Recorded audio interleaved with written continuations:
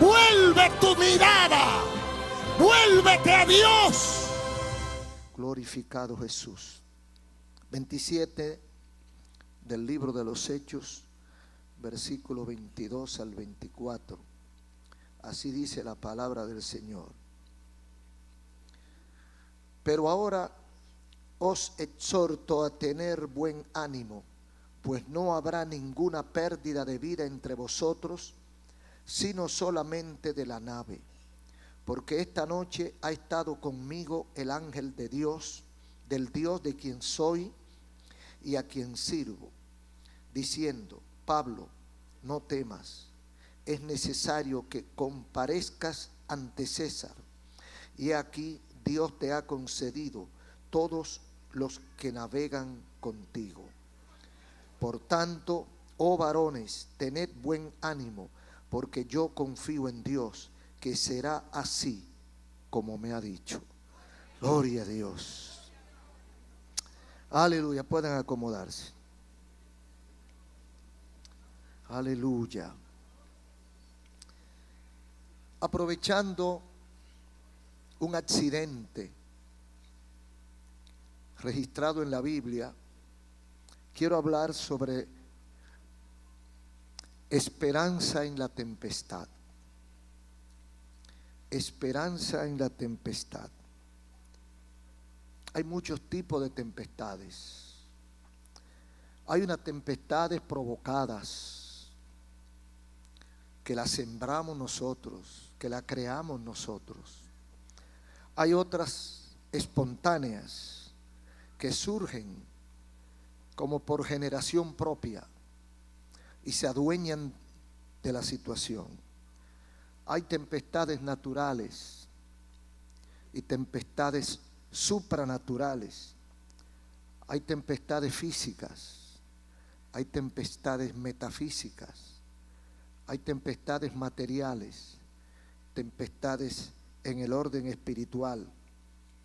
Las tempestades se desarrollan en diferentes escenarios.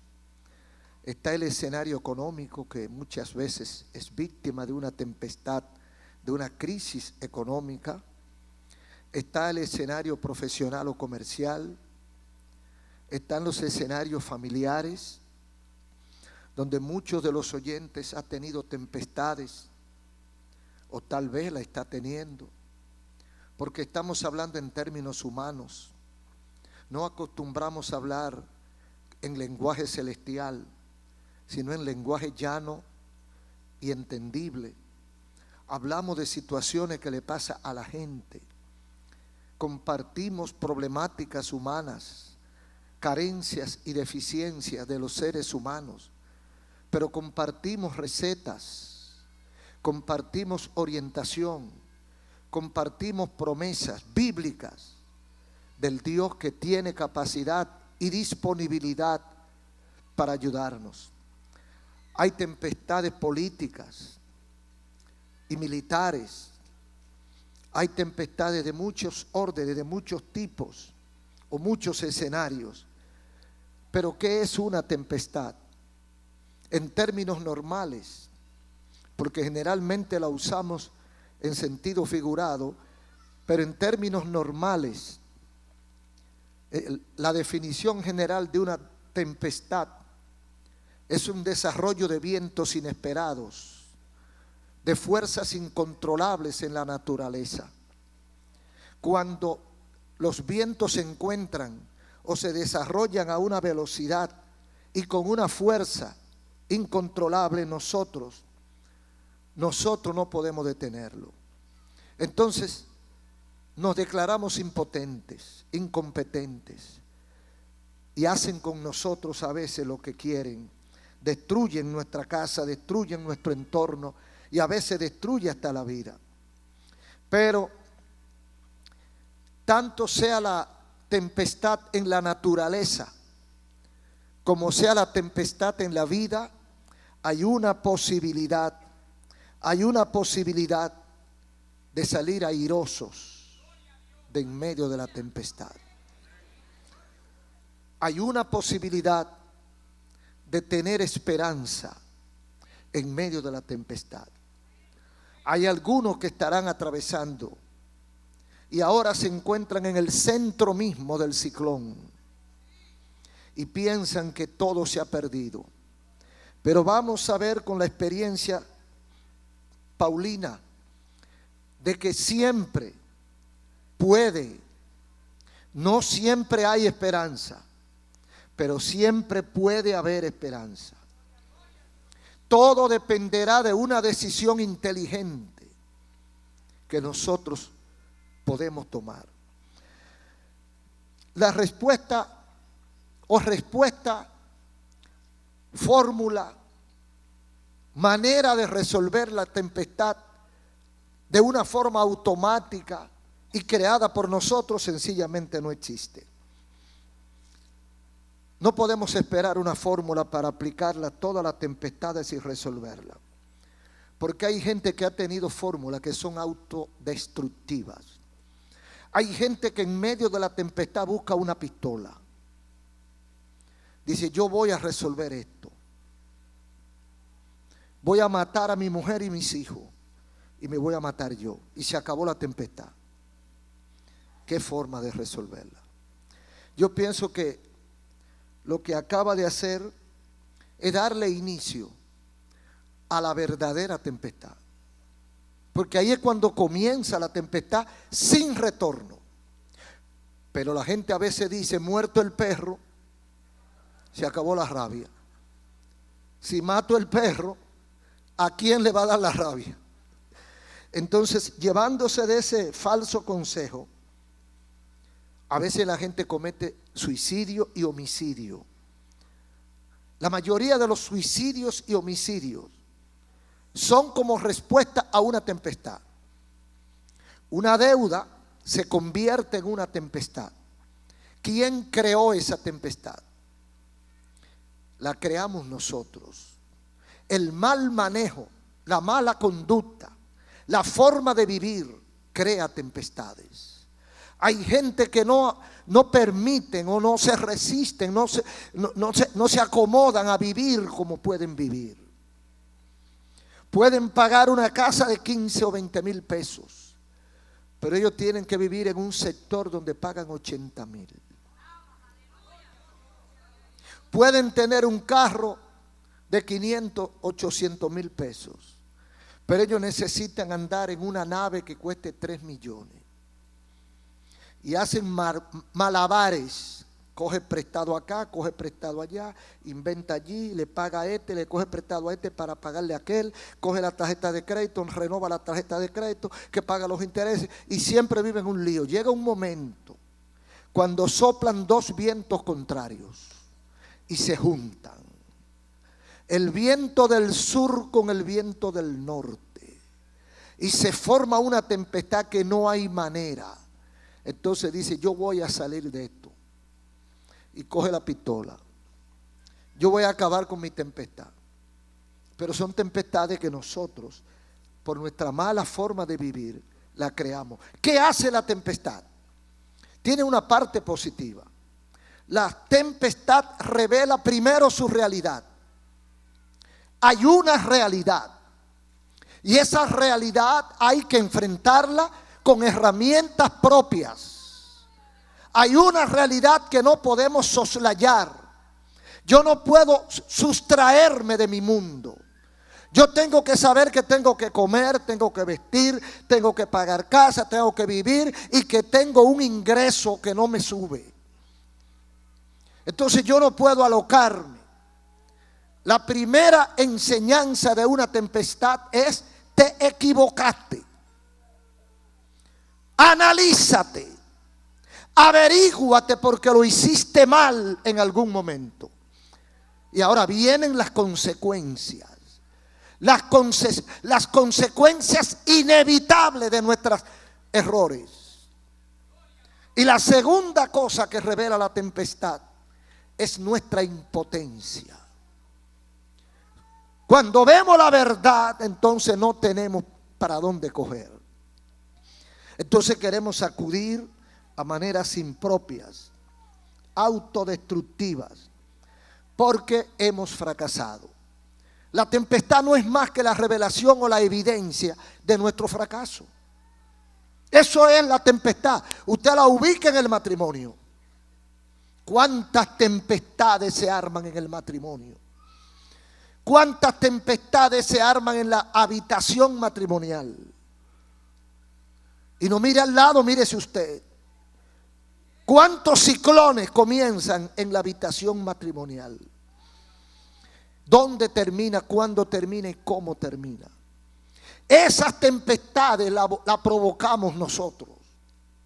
Y si nosotros la provocamos, no le echemos la culpa a nadie, porque nadie más la tiene que yo mismo. Entonces, cuando la tempestad se forma y yo no tengo manera de vadearla, entonces revela mi incompetencia. Te equivocaste. Eres un fracasado. ¿Qué debe hacer un sujeto cuando descubre que ha fracasado? Hay dos reacciones, una inteligente y otra necia. La respuesta necia es no aceptarlo. La respuesta inteligente, análisis. ¿Dónde fallé? ¿Dónde me equivoqué? Para resarcir el error y comenzar de nuevo. Ese tipo de gente tiene éxito. El otro tipo de gente fracasa no una vez, una y otra vez. Entonces, hay algunas tempestades que pudieran estar ocurriendo en algunas personas en este momento. Y uno se pregunta, y yo quiero que usted se pregunte, y se conteste a sí mismo: ¿estoy pasando por alguna tempestad en mi vida? ¿Estoy yo atravesando ahora por alguna tempestad?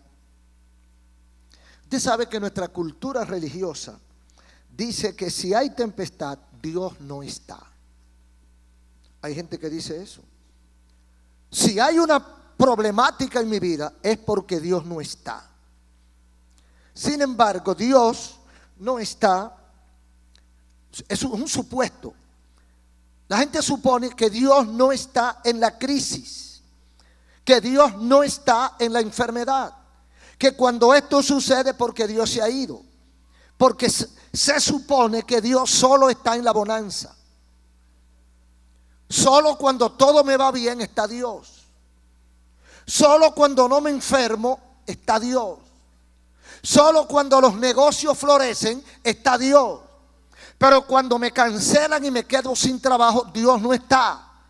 Porque no es un Dios de problemas, sino es un Dios de éxito y de prosperidad. Sin embargo, la Biblia enseña que Él puede estar en medio de la tempestad y en medio de la crisis. La enseñanza bíblica, los ejemplos bíblicos son de que Dios se glorifica en medio de las tempestades. Y que los hombres que han sido inteligentes, y llamo inteligente al que conoce a Dios, los hombres que han sido inteligentes han sacado tremendos éxitos de las tempestades. Y si no, pregúntale a Jonás. Aleluya. Otra pregunta: ¿es tu primera experiencia negativa de una tempestad? ¿Es la primera vez que atraviesa por un momento difícil en tu vida? ¿Nunca antes habías tenido problemas? ¿Nunca te había quedado sin dinero? ¿Nunca habías pasado porque tus negocios quebraron? ¿Es la primera vez? ¿Nunca había pasado por un divorcio? ¿Nunca había pasado por un insulto de un hijo? ¿Nunca habías pasado de que tu hijo cayó preso y mal preso? ¿Es tu primera experiencia de una tempestad? ¿Sabe una cosa? Que la tempestad o la experiencia más difícil es la primera. Cuando nunca ha ocurrido, llega esa y nos estamos volviendo locos. Pero ¿sabe cuál es la lección de esa primera experiencia?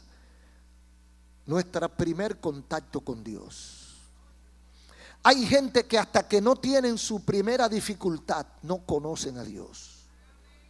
Hay gente que hasta que no se ven en el fondo, hasta que no están tocando fondo, y que su inteligencia le dice, después de esto es la muerte. De aquí no tienes para dónde coger.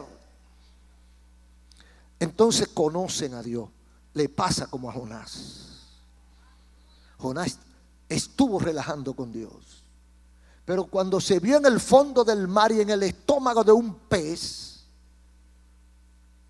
él se imaginó, y de aquí para, ¿qué es lo que me espera ahora? Era su primera experiencia de este tipo. Y ahora, ¿para dónde cojo? Ni siquiera tengo a quién llamar, porque aquí no hay señal. Aleluya. Oh, gloria a Dios. Pero ahí dice, desde el vientre de la ballena llamé a Dios.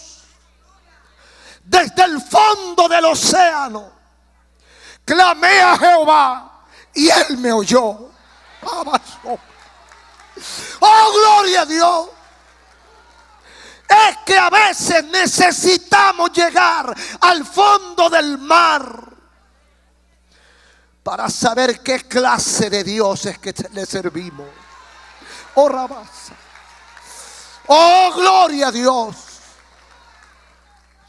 Mientras todo anda de paños y manteles y la vida nos sonríe, nosotros tenemos un evangelio de agua tibia, un evangelio de si se puede.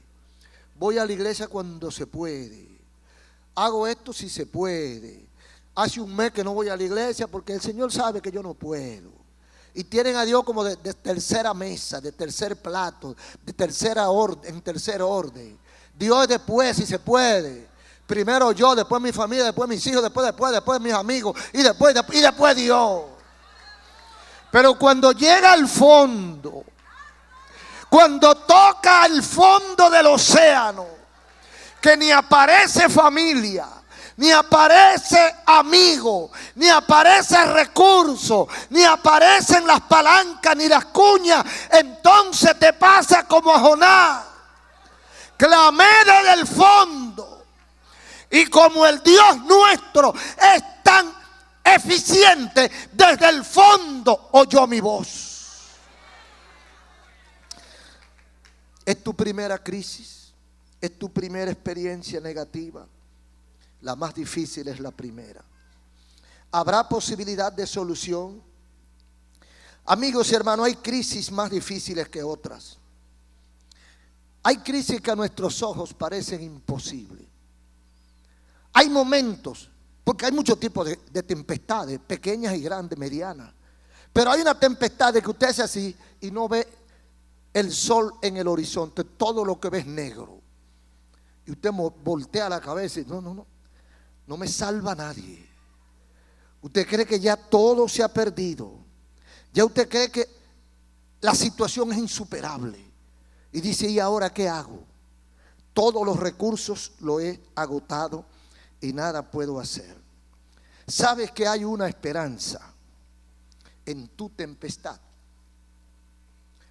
Te habían dicho que en medio de la peor tempestad puede haber esperanza. Oh, bendito sea el Señor. La experiencia del Dios de Israel no es la misma experiencia que el Dios de los fenicios, o de los cananeos, o de los sirios, o de los babilónicos. La experiencia del Dios de Israel es única. Por eso cuando la ramera aquella que estaba en Canaán detectó a los espías israelitas, ya ella tenía información de la clase de Dios. Aleluya. Ustedes saben que en aquel tiempo habían dioses locales.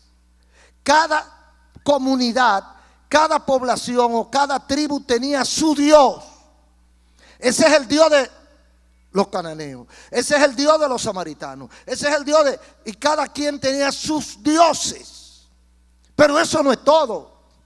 Además de que cada pueblo tenía su dios o sus dioses, ninguno de esos dioses servía para todo, sino cada uno para una cosa.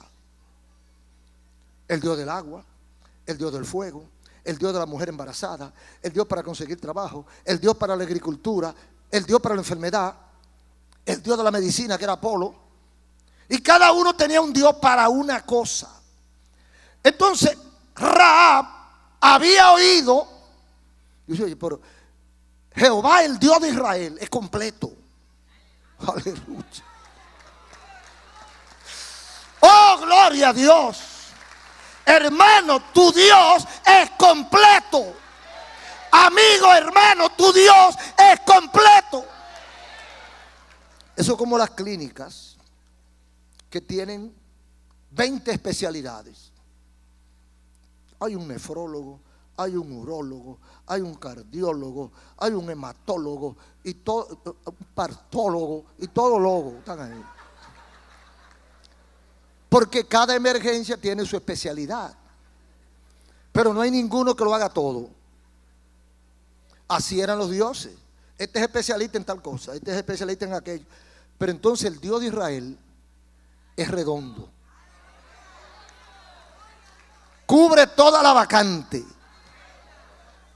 Lo mismo era sanar un enfermo que abrir el mar rojo, que mandarle pan del cielo, que sanarlo de la plaga, que librarlo de los ejércitos egipcios. O sea que un Dios redondo. Entonces cuando Rahab oyó, dice, no, yo me humillo y me rindo reverente ante el Dios de ustedes, porque el Dios de ustedes es completo. Y hay de aquel que se ponga contra el Dios de Israel. Una cananea, hermano, una pagana, sabía más que muchos evangélicos del siglo XXI. Hay evangélicos que no saben eso. Ahora en este tiempo hay evangélicos que no saben el Dios a que le sirven. Son ignorantes de su Dios. Y usted lo ve dando gritos por cualquier cosa. Y usted lo ve huyendo y escondiéndose por cualquier cosa, porque no es tan seguro si el Dios a que le sirven le puede ayudar. ¿Cuántas cosas pasan? Porque ha habido una transición. Primero la gente en la época antigua, la gente, todo era con sus dioses. Por eso tenía muchos dioses, porque cada uno dependía de los dioses para una cosa. Y ellos no usaban ni siquiera su cabeza. Dependían totalmente de los dioses. Hasta que comenzaron los filósofos o los pensadores a calcular. Alguien ha dicho, Dios se retiró cuando el hombre comenzó a pensar. O sea, cuando el hombre comenzó a pensar, piensan algunos filósofos, es porque ya el hombre asume su responsabilidad y se siente en control de la naturaleza. Entonces dicen ellos, Dios se retira. No, Dios no se retira. Quienes se retiran son ustedes. Quienes se creen que saben son ustedes.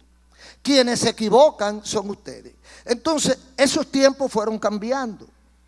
Pero ya en la Edad Media había un pugilato entre la razón y la fe, entre el mito y la razón.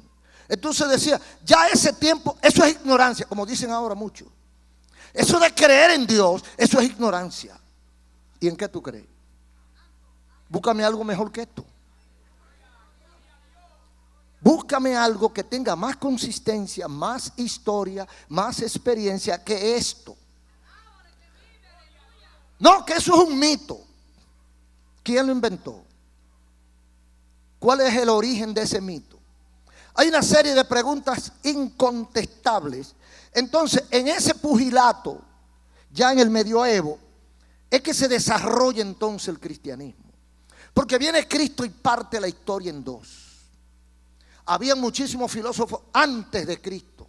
Había muchísimos sabios desde los sumerios para acá, antes de Cristo. Y cada uno aportaba algo a la civilización. Pero cuando llega Cristo, óigame, como dicen los mexicanos, le dio en la madre. Aleluya. Lo partió en cuatro. El golpe fue tan fuerte que la historia la dividió antes y después de Cristo. Entonces en ese trajinar se desarrolla el cristianismo. Y por eso es que Pablo, que es uno de los más aventajados, en un momento llega a Atenas, la ciudad principal, la ciudad-estado más principal de Grecia en ese momento, donde estaba la concentración de los dioses, donde estaba el Olimpo, y llega a la gente que tiene dioses que ni lo conocen.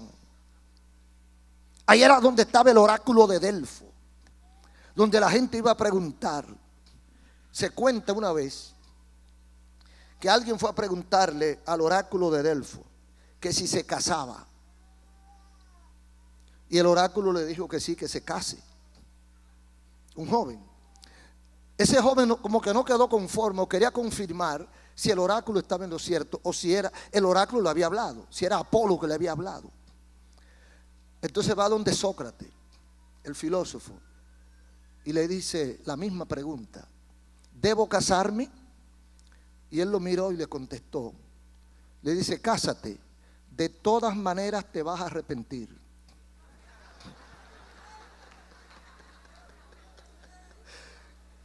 O sea, lo mismo que le había dicho el oráculo, pero en otra forma.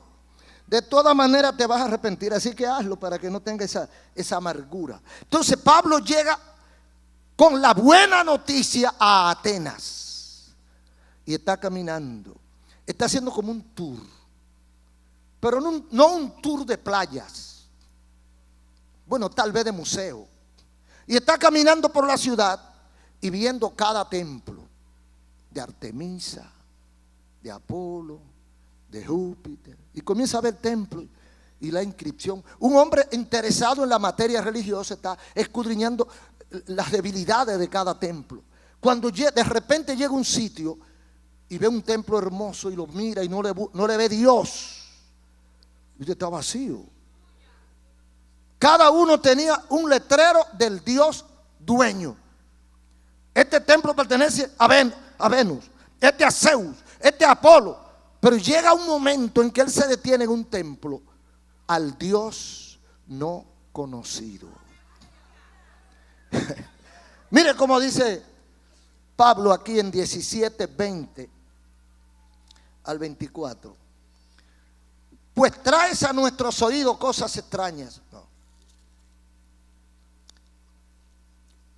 Queremos pues saber qué quiere decir esto. Pablo está predicando en Atenas. Porque todos los atenienses y los extranjeros residentes allí, en ninguna otra cosa se interesaban sino en decir o en oír algo nuevo. Oiga, cómo era que estaba la gente. Y yo no sé si está tan lejos de lo que somos hoy. Oiga bien, todos los atenienses y los extranjeros que residen allí, en ninguna otra cosa se interesaban sino en decir o escuchar algo nuevo. Así está la gente buscando iglesia donde le digan algo nuevo. Aquí no venga, Aquí no hay nada nuevo. Aquí todo es más viejo, mire que Colón. Aquí usamos una Biblia que tiene 2000 años. La parte más joven tiene 2000 años. Aquí servimos a un Dios que es eterno. Aquí recibimos la bendición de un cielo que tiene millones de años. Aquí todo es viejo. Entonces allí se preocupaban por qué cosa nueva trae. Eso escribe Lucas, el doctor Lucas, que andaba con Pablo en esta travesía. Entonces Pablo, puesto en pie en medio del Areópago, dijo: varones atenienses, eso es un tribunal, en todo observo que sois muy religiosos, porque pasando y mirando vuestro santuario, hallé también un altar en el cual estaba esta inscripción: al Dios no conocido, al que vosotros adoráis, pues sin conocerle es a quien yo le sirvo, es a quien yo anuncio. Se fija que había una inquietud, una curiosidad permanente de carácter religioso, espiritual, entre los atenienses, que era la capital de la cultura. Era donde se manejaban todos los pensamientos y de donde salían los grandes pensadores y los filósofos. Entonces ahí llega Pablo. Y Pablo se mete en ese bollo y encuentra que ellos, por si acaso, aleluya, para que no se vaya a ofender, vamos a hacer un templo al Dios que no conocemos. Y así no tenemos problema. Y así nos la buscamos con ese Dios. Bueno, y sucede que ese Dios, como era no conocido, le podemos poner nombre. Y Pablo como que quería ponerle su nombre, y ponerle al Dios no conocido. Bueno, pues ese es el mío. Ese es el Dios que yo conozco, varón. Se llama Jehová de los ejércitos, Yahvé. O se llama Jesús, el Dios cristiano. Entonces ese Pablo, ese mismo Pablo cae preso. Y ese Pablo lo mandan de un sitio a otro, lo mandan de aquí para allá y de allá para acá.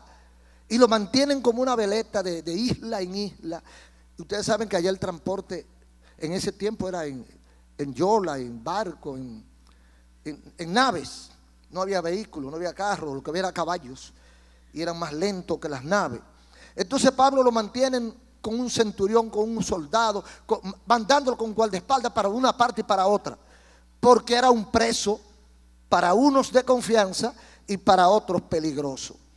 Entonces, en una de esas travesías, del capítulo 27, versículo 13 al 20, en una de esas travesías se presenta un momento difícil. Fíjese cómo dice: y soplando una brisa del sur, pareciéndole que ya tenían lo que deseaban, levantaron anclas e iban costeando Creta. Pero no mucho después dio contra la nave un viento huracanado llamado Euroclidón. Eso era un viento del este. Y siendo arrebatada la nave y no pudiendo poner proa al viento, nos abandonamos a él y nos dejamos llevar. Eso es posible, eso era en el mar Mediterráneo, en una nave floja, porque en ese tiempo imagínense el tipo de nave que hacían.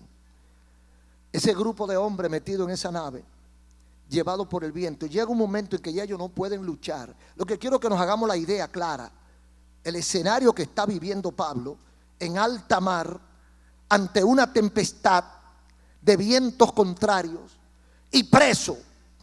Entonces llega un momento tan difícil que los marineros no podían controlar la nave. ¿Y qué hacen ellos? Nos abandonamos a él, al viento, y nos dejamos llevar. O sea, para donde me lleve el viento, para ahí voy, yo no voy a pelear con él. Versículo 16. Y habiendo corrido a sotavento de una pequeña isla llamada Clauda, con dificultad pudimos recoger el esquife. Y una vez subido a bordo, usaron de refuerzo para ceñir la nave, y teniendo temor de dar en el sirte, arriaron las velas y quedaron a la deriva. Pero siendo combatido por una furiosa tempestad, al siguiente día empezaron a alijar. Y al tercer día, con nuestras propias manos, arrojamos los aparejos de la nave. O sea, todo lo que había en la nave, menos la gente que pudiera hacerle carga, la tiraron hacia el mar, a ver si la nave podía sobrevivir. Imagínese usted en un avión o en un barco en esas condiciones, a medianoche, abandonado al viento, un ciclón acabando con todo. ¿Cómo se siente uno? Entonces Pablo está ahí, versículo 20. Oiga cómo dice: y no apareciendo ni sol ni estrella por muchos días. Ustedes saben que no había brújula, y las naves se guiaban por las estrellas, por el sol, por la luna. Y dice que por muchos días no había ni sol ni estrella, y acosado por una tempestad no pequeña, ya habíamos perdido toda esperanza de salvación. Esa es la situación a la que lleva la tempestad a cualquier persona. Hay momentos que ya usted no haya cómo más luchar. Hay momentos cuando ya usted ha consultado a todos los consejeros. Hay momentos cuando ya usted no entiende a esa mujer, o a ese hombre, o a ese hijo. Hay momentos cuando usted no entiende a su mamá. Cuando usted se está volviendo loco. Y literalmente, como dice aquí, me arrojo a la deriva. Que el viento, que la tempestad me lleve a donde le dé la gana. Es decir, ya yo no voy a forzar, no voy a luchar. Haz lo que te dé la gana. Hazlo cuando quiera, hazlo como quiera, hazlo con quien quiera. Yo no me meto contigo más. Aleluya. Oh, gloria a Dios. Habíamos perdido toda esperanza de salvación. Igual pasa con la salud. Ya los médicos hicieron todo. Y terapia van y terapia vienen. Y quimioterapia va y quimioterapia viene. Y consejos por aquí, bebé, y naturita y convencional, y todo el mundo funcionando y no aparece nada. Y usted tiene tantos años luchando con esa enfermedad y cada día peor. Llega un momento que usted dice: mira, Señor, si tú me quieres llevar, tú me llevas, pero yo no voy a seguir luchando con esto, porque humanamente he perdido toda esperanza. Ahora, ¿qué hace uno cuando pierde toda esperanza humana? ¿Qué hace uno cuando ya no le quedan recursos aquí en la tierra? ¿Qué haces tú cuando tus fuerzas se acabaron? Cuando tu capacidad se agotó.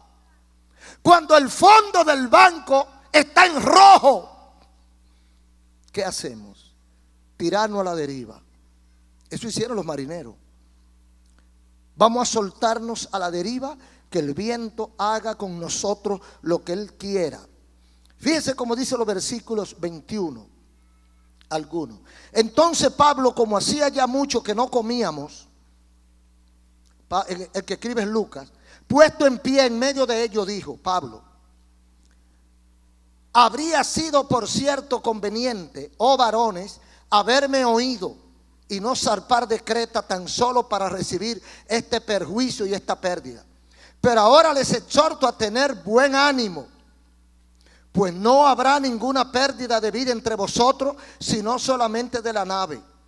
Porque esta noche ha estado conmigo el ángel del Dios de quien yo soy y a quien yo sirvo. ¿Y qué me dijo el ángel? Pablo tenía que entrevistarse en Jerusalén o en Roma. Pablo tenía una entrevista con los magistrados en Roma para condenarlo por sedición o por la acusación que le habían formado. Y Dios le había dicho: tú vas a llegar, tú vas a estar en la cita que te corresponde. Por tanto, oh varones, tened buen ánimo, porque yo confío en Dios que será así como Él me ha dicho. Bendito el nombre de Jesús. ¿Qué le parece? En una situación donde no hay para dónde coger, tienen que oír a Pablo. Nadie más tiene nada que decir. Todo el mundo está como un zipper. El único que tiene ánimo para hablar es Pablo. El único que tiene pantalones para ponerse de pie y desafiar a la tempestad, desafiar al barco, desafiar a los guardias, a los soldados y desafiar a la duda es Pablo. ¿Cómo se puede tener paz en medio de la tormenta? ¿Cómo se puede estar tranquilo en el centro de una tempestad? Solamente si hay de qué agarrarse. Solamente cuando hay una esperanza. Solamente cuando hay confianza en alguien más poderoso que nosotros. Aunque el barco esté dando tumbos, aunque el barco baje y suba la proa, aunque el barco pegue abajo y pegue arriba, si hay una esperanza firme como la que tenía Pablo, hay posibilidad de tener paz, de tener tranquilidad, de tener esperanza en medio de la tormenta. En los versículos 42 y 44 está el naufragio. Porque a veces la gente cree que Dios no puede estar en una tempestad. A veces la gente cree que, oye, pero ahí Pablo iba ahí. Iban unos cuantos discípulos más en esa nave. ¿Y cómo Dios permite esa tempestad en esa nave? ¿No era Pablo un siervo de Dios? Por eso se le apareció el ángel. Por eso el ángel se le apareció y habló con Pablo y le dice que él va a predicar en Roma. Él va a llegar a donde él va. Porque el ángel de Jehová se le apareció y le prometió: ustedes van a llegar salvos. Entonces, aunque él viera el cielo rojo, no vea estrella, no vea luna, no vea sol, y solo agua y viento, agua y viento, agua, viento y oscuridad, él le dijo a la gente: tengan ánimo. Aleluya. Oh, gloria a Dios. A veces la fe es una locura. Oiga, porque mire, usted que va en un avión y el avión comienza y usted no puede hacer nada. Usted se agarra del asiento, pero que la gente se agarra del asiento así. ¿Y el asiento para dónde va? Para donde mismo va tú. Aleluya. Y entonces en ese vaivén del avión, una nave con 400 pasajeros volando por encima del Atlántico, ni para atrás ni para adelante, porque estamos a 4 horas para atrás y a 4 para adelante. ¿Qué hacemos? Y aparece un loco. Aleluya. Aparece un apretado de esos que aparecen a veces, con una Biblia en la mano, y levanta su Biblia. Aleluya. Oh, gloria a Dios. Miren, en una situación así no hay ni un solo ateo. No, ahí no hay ateo. Ahí está todo el mundo así chiquitico, encogido así. Cuando todo el mundo está engurruñado, temblando, aparece un loco de estos evangélicos con una Biblia y la levanta. Aleluya. Dice: pero ¿y este bendito loco de dónde fue que salió? Dice: esta noche el ángel de Jehová se me apareció y me dijo: todos van a llegar a salvo. Eso le gustó a la gente. Pero ¿por qué él tiene el valor de ponerse de pie y hablar? Porque él tiene una esperanza. Él tiene una palanca. Él está agarrado, él está sujeto. Y él sabe que el Dios que le habló no falla. Y que el Dios de él es el dueño del avión, y es el dueño del mar, y es el dueño de los vientos, y es el dueño de la gente. Oh, gloria a Dios.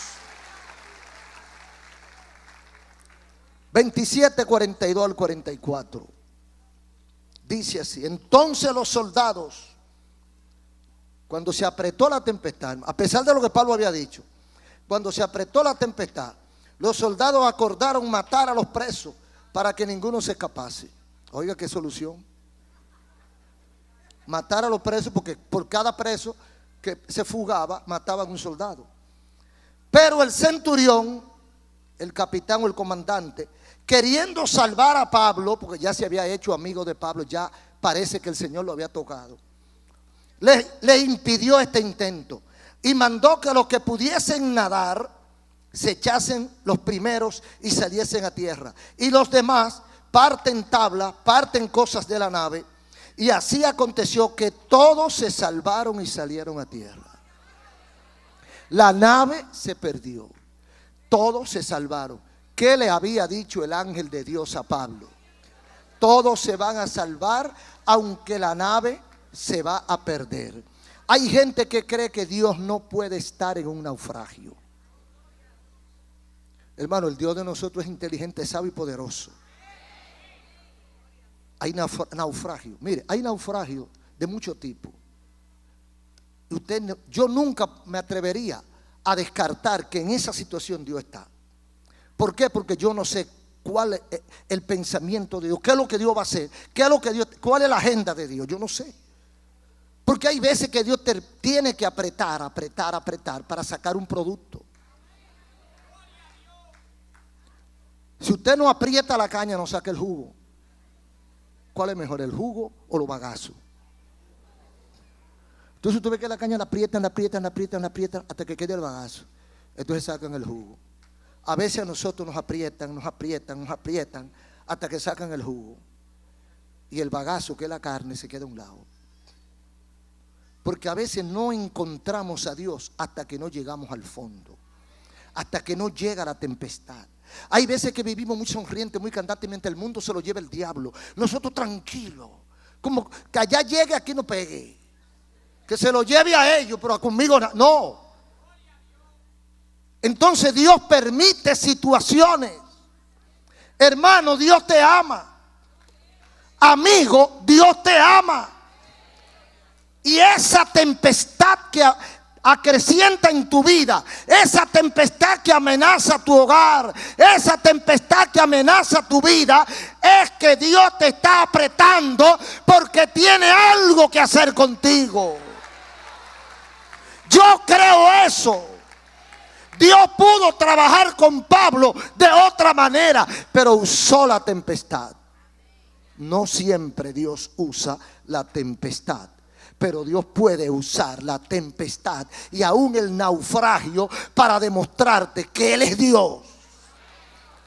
Para demostrarnos que Él es que manda, que tu vida está en sus manos, que no es tuya, que te la prestaron. Y el día que Él diga se va, porque se va. Y el día que tú creas que te va, si Él no ha dicho que se va, no se va.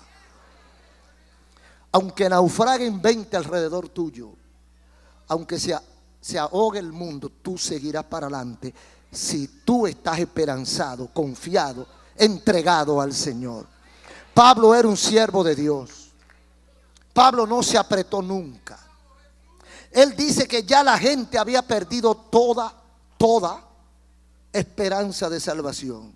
Pero ¿la había perdido Pablo? Cuando todos lo hayan perdido, quedan los hombres y mujeres que conocemos a Dios. Aleluya. Usted puede estar en el país que esté. La situación puede estar como esté en el país que usted vive. Pero el último plátano, ¿sabe quién se lo va a comer? Un siervo de Dios. Aleluya. Y después de ese último plátano aparecerán los otros. Se acabará la crisis. Dios está con su pueblo. Y en medio de la tempestad podemos confiar. Podemos confiar.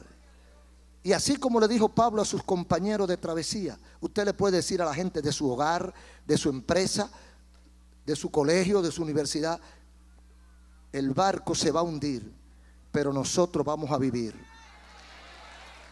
Aleluya. Aleluya. Amigos y hermanos, hoy la tempestad tiene muchos nombres.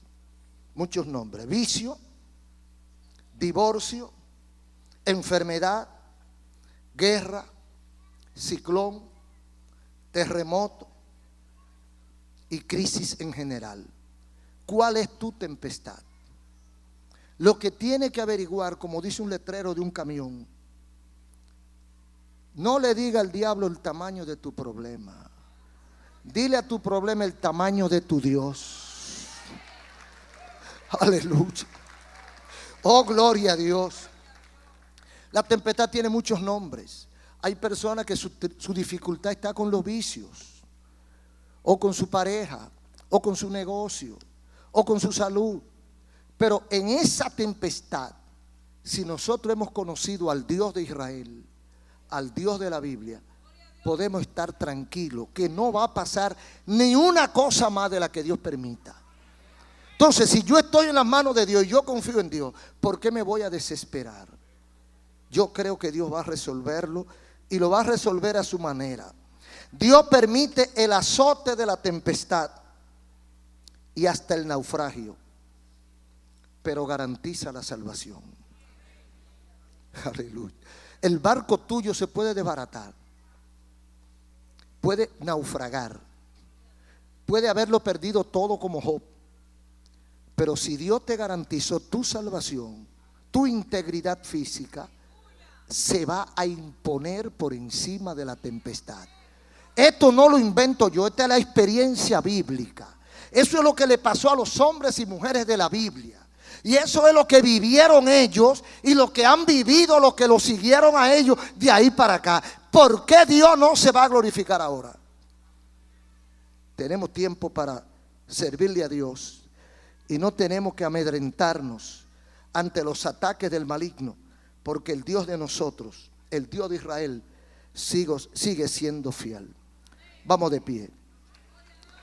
Cuando lloras por las veces que intentaste y tratas de olvidar las lágrimas que lloraste, solo tienes pena y tristeza y el futuro incierto espera.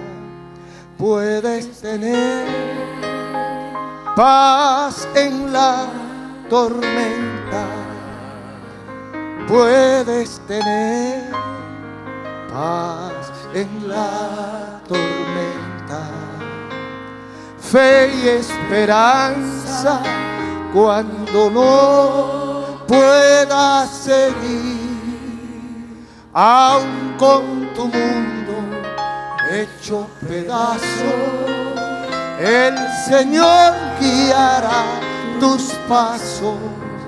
Puedes tener paz en la tormenta.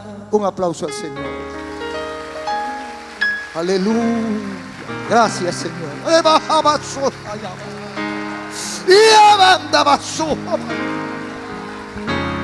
Oh, gloria a tu nombre, Señor. Gracias, Señor. Paz en la tormenta de cada vida. Te ruego, Señor, en esta hora, salva a aquellos que están al naufragar. Salva a aquellos que están al borde de la muerte y tráelos a ti. Rescátalos, Señor, de la tempestad de su vida y sálvalos. En tu nombre lanzamos la red. Amén. La Asociación Misionera La Batalla de la Fe ha presentado La Hora del Mensaje con el pastor Ezequiel Molina Rosario. Gracias por su sintonía. Comuníquese con nuestras oficinas en Santo Domingo y La Romana en el 687-5741 y 550-2445 o al email radioven@codetel.net.do o al apartado postal 2217.